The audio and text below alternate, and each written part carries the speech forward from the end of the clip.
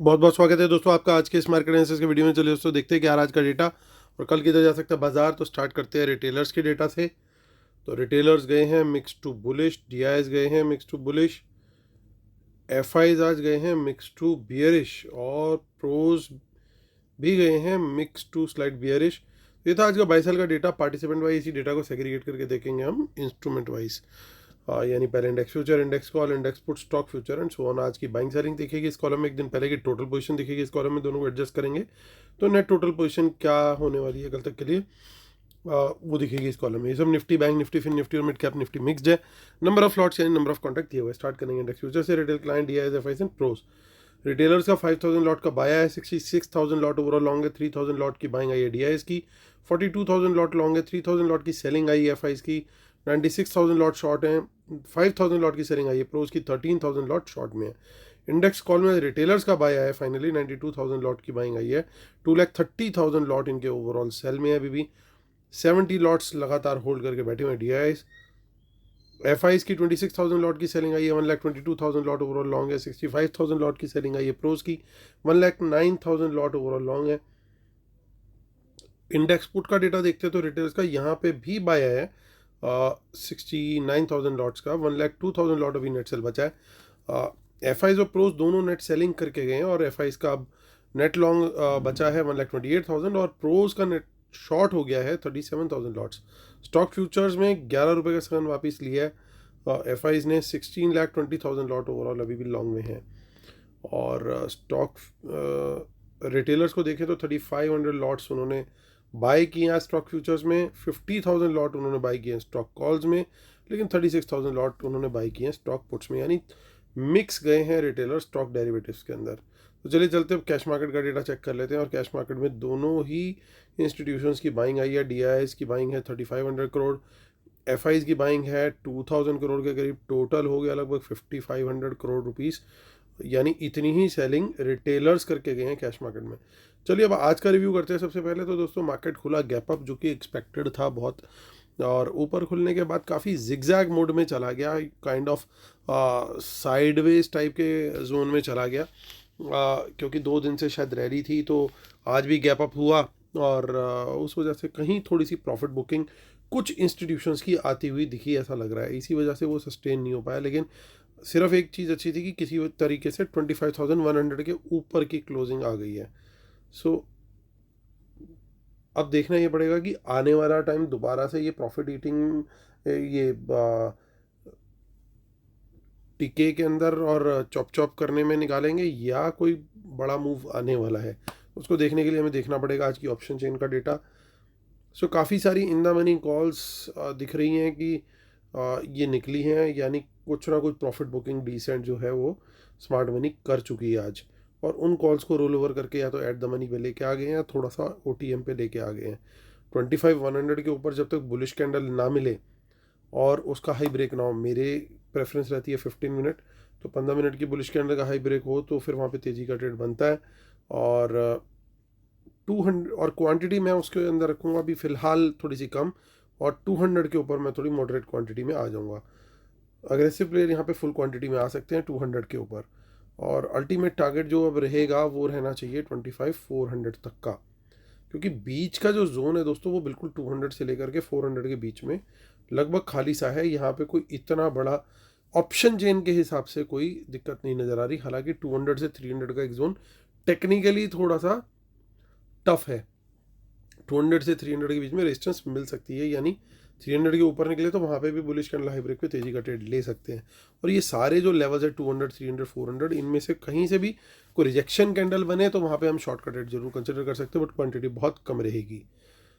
25,100 के नीचे bearish candle लो break पर शॉर्ट का ट्रेड, कम क्वांटिटी 25,000 के नीचे मॉडरेट क्वांटिटी, और टारगेट जो है वो 900 और 800 तक के लिए ओपन हो सकते हैं, क्योंकि इसके नीचे जो है कोई बहुत बड़ी सपोर्ट उतनी नहीं है, लेकिन ओवरऑल बेसिस पे एक अच्छे नंबर है, यानी 800 अल्टीमेट सपोर्ट का यहाँ पे काम करना चाहिए, जो कि एक अल्टीमेट टारगेट भी हो सकता है। इन सपोर्ट से कोई बाउंस का ट्रेड मिले बुलिश कैंडल हाई ब्रेक पे तो तेजी का ट्रेड वहाँ पे ज़रूर कंसिडर कर सकते हैं।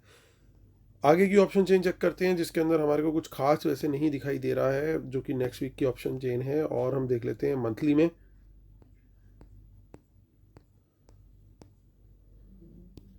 तो वहाँ पे भी कुछ खास डेटा नहीं इतना बनता हुआ दिखाई दे रहा। चलते हैं बैंक निफ्टी की तरफ। 56839,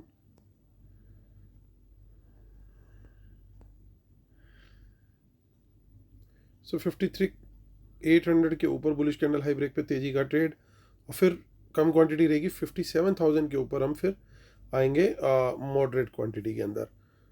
मॉडरेट टू फुल भी आ सकते हैं बैंक निफ्टी में, क्योंकि आगे कोई इतनी बड़ी रेजिस्टेंस नहीं दिखाई दे रही है। कुछ इन द मनी पुट्स दिखाई दे रही हैं विच कैन बी डेंजरस।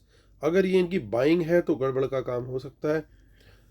फिर बाजार आपको 56,800 के नीचे सस्टेन करता हुआ दिखाई देगा। तो 56,800 के नीचे बियरिश कैंडल लो ब्रेक पर शॉर्ट का ट्रेड, कम क्वांटिटी, मॉडरेट क्वांटिटी हो जाएगी 56,500 के नीचे, और टारगेट हो जाएगा 56,000 का उस सूरत में।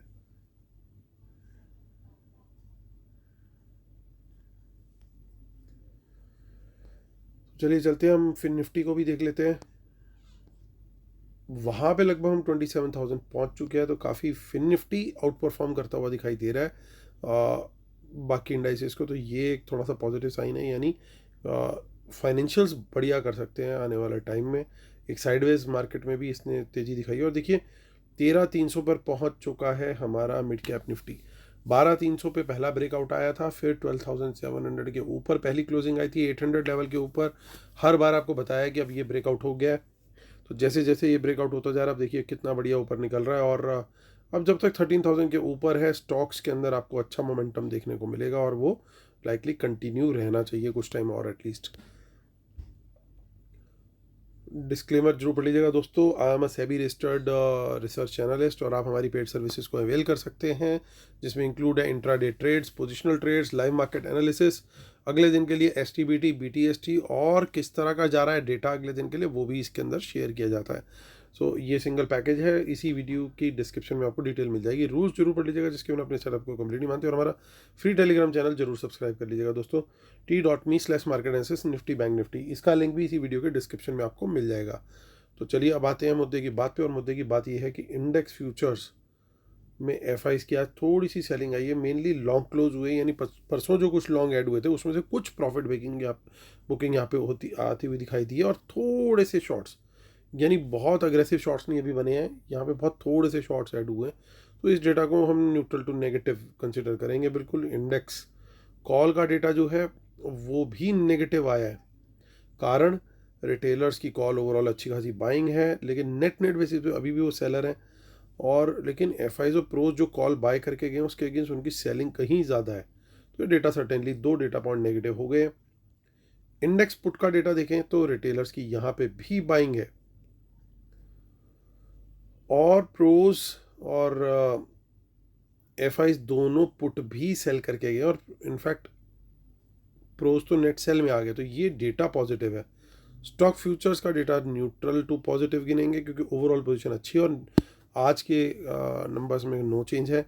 तो बेसिकली डेटा के अंदर देखें तो कुछ नेगेटिव एलिमेंट दिखाई दे रहे हैं और कुछ पॉजिटिव, यानी एक मिक्स टाइप का डेटा डेवलप होकर के गया है। तो बड़ा डिफ़िकल्ट होता है जिस दिन भी डिफ़िकल्ट टाइप का ट्रेड, माफ़ कीजिएगा, बहुत बढ़िया बात है जी, स्क्रीनशॉट सेव हो गया। तो हाँ, तो बहुत डिफ़िकल्ट हो जाता है उस दिन ट्रेड करना जिस दिन इस तरह का मिक्स्ड डेटा बनता है। एक तो ये चीज़ हो जाती है कि 3 कलर जरूर डेवलप होते हैं, यानी प्रीमियम ईटिंग तो आती ही आती है, लेकिन उसके साथ में 2 चीज़ें और आती है, यानी बाजार ऊपर भी रहेगा और नीचे भी रहेगा।